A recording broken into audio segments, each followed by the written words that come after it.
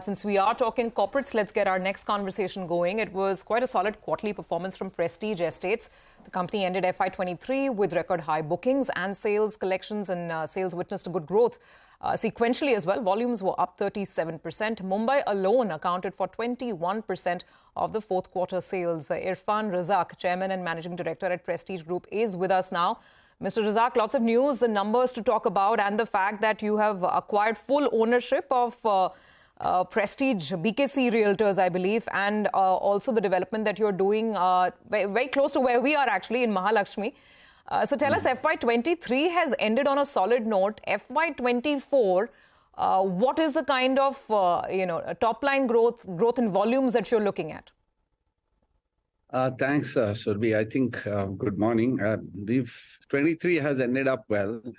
Every year, whenever we reach a target, we feel quite happy, and we had set these targets. We had set this goal for ourselves of 12,000 crores of top-line sales, and we've exceeded that and almost reached 13,000. And I believe that it's all hard work from the team and God's grace, of course. And I believe that we can, in this financial year, we can up that by another 20 to 25% easily. Right. That's a top-line growth level, right? 20 to 25% top-line growth. Yes. Okay. All right, Prashant. That's solid. Mr. Razack, good morning. Great numbers and congratulations, Prashant, this side. The Mumbai plans, I mean, everywhere, not everywhere, but a lot of places in Mumbai when I'm driving, I see Prestige boards, more and more. That's the big focus area. So tell us a little bit, as a whole now, I mean, what are plans? Because you've, there is this news of you buying out shares in 2 projects as well. In aggregate, what is the Mumbai exposure looking like, and what will this mean for your profitability and revenues over the next year? Morning, Prashant. Yes, thank you so much. We are visible in Mumbai, I think, basically because we are close to your office, one of the projects in Mahalakshmi, that's the Prestige. And that's an office tower. It will be an iconic development for the city of Mumbai. And we are very, very excited about seeing that it fructifies. Of course, it will take at least 3 to 4 years from here for us to see it happening. And the strategic move was to get whole ownership for both these SPVs, both in BKC as well as in this, we call it the Prestige, that's in Mahalakshmi.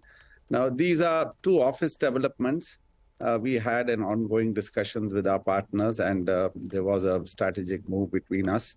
And of course, they have a right to buy a certain amount of area from us and the completion. All the details have been worked out.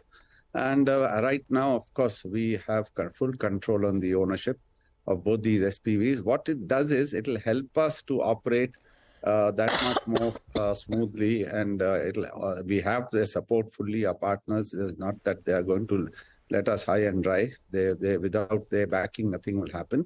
And of course, the Mumbai market itself, it's just that we have selected a few very good locations, and that's how we are visible. It's not that we are all over Mumbai. We definitely will be measured, we'll be more careful. We have got half a dozen projects in Mumbai, which are strategically located, very premium, very prime. That is the Marine Lines, that's Ocean Tower, Nautilus in Worli. Now, these 2 office projects, BKC and Mahalakshmi, and then we're doing the Prestige City in Mulund. And of course, we've got a nice, very high-value project in Pali Hill. Now, this is the entire mapping of Mumbai for us. And until and unless we don't really consolidate ourselves, we are not going to go whole hog into any more projects. We will be doing everything in a measured way. And we have to taste success. We have to see that the bottom lines and the top lines are met. And then, yes, as things go on, definitely we'll be expanding as the confidence develops. Okay, Mr. Razack, good morning. This is Sonia here. And great to see you go full throttle in the Mumbai market. I mean, after your super success in Bangalore, I wish you all success in other geographies as well. But just a little more about the projects, the stake in the 2 projects that you bought from DB. This was for a consideration of 1,050 crores, I understand. So how are you funding that 1,050 crores? Would this mean higher debt for you? And what is the annual rental that you would be getting from these 2 projects? See, a whole lot of money had already been paid to the SPV, to DB, to our partners for some of the obligations that they had in terms of the premiums and all that. It's not that I'll have to pay a full cash out instantly. So there is a certain methodology in which we have worked this out. So instantly there won't be any outflow for us on the acquisition part because this money was mostly paid out. But there will be outflow for us for construction, and construction is going on in full pace in both these projects. We've appointed the GC contractors also. L&T is our contractor for both these. And there will be a certain reliance on equity and debt. As we go along, we'll see how things pan out and how we can secure ourselves nicely. Less reliance on debt and more reliance on equity. Okay, actually that was my next question. If you have less reliance on debt, can you tell us what exactly is the debt figure right now? And given that you have so many projects coming through in Mumbai, would that mean that, you'll have to exceed the debt equity target of 0.8 times that you had spoken about earlier?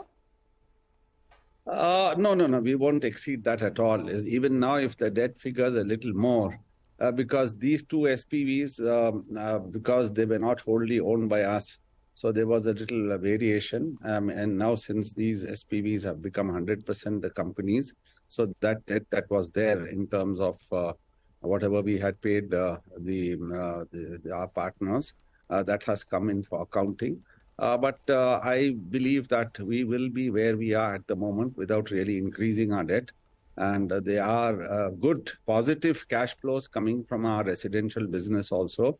Even that will be utilized. The whole scenario is nice. If you look at our cash flow, see, last year we've collected almost 10,000 crores, which is an all-time high.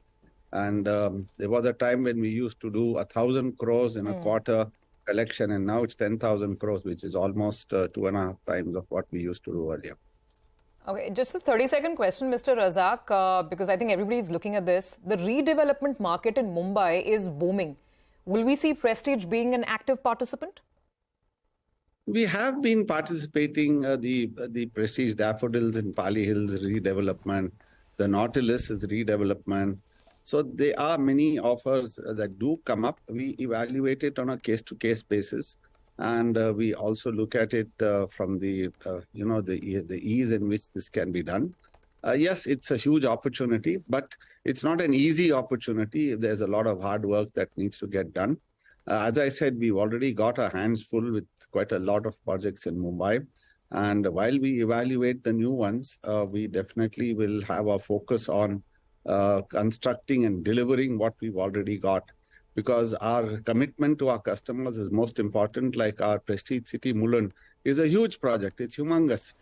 So the whole idea is we've got good sales, we've got good customers, and now without getting defocused, let's focus on this and let's deliver what we've started. And that gives the entire team and the Mumbai customers that confidence, and that will help us to grow in a larger way.